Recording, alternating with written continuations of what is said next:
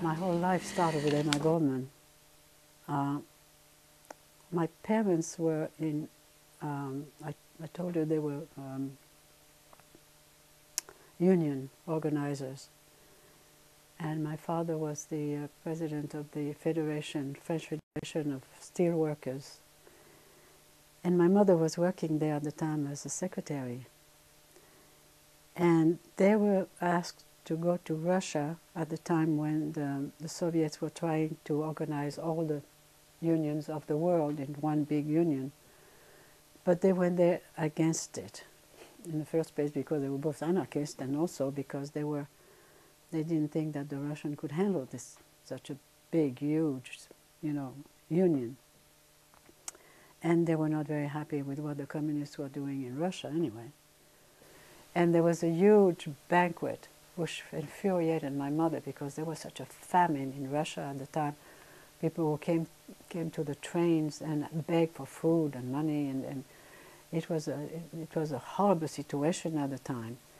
And when she went to the Kremlin and she realized that the government had done these tremendous banquets for all the union representatives, she was furious. She said, "Your people are starving outside. We are working people too. What is this all food? This is obscene."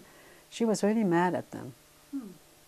But, and Trotsky, she had met Trotsky when he came to Paris, but she was a student at the time. And so he remembered her. And my mother had a beautiful voice, and she never did anything professional, but she was singing all the time. That's why I learned singing from her.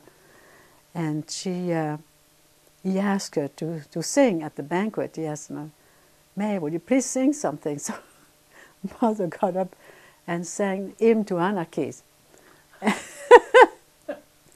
And he laughed. He said, "You see how free we are in Russia? You can sing the Hymn to Anarchy in the Kremlin," which was not exactly, the right situation there. But that's what she did. She was a rebel. She was always looking for trouble one way or another. She was amazing. She was an amazing person. But on their way to Russia, they had to stop in Berlin. And while in Berlin, they met Emma Goldman.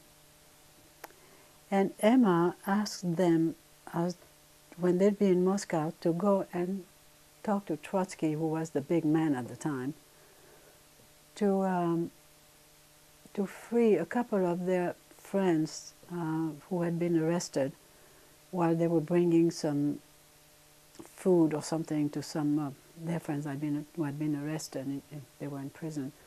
And they were arrested and put in prison themselves.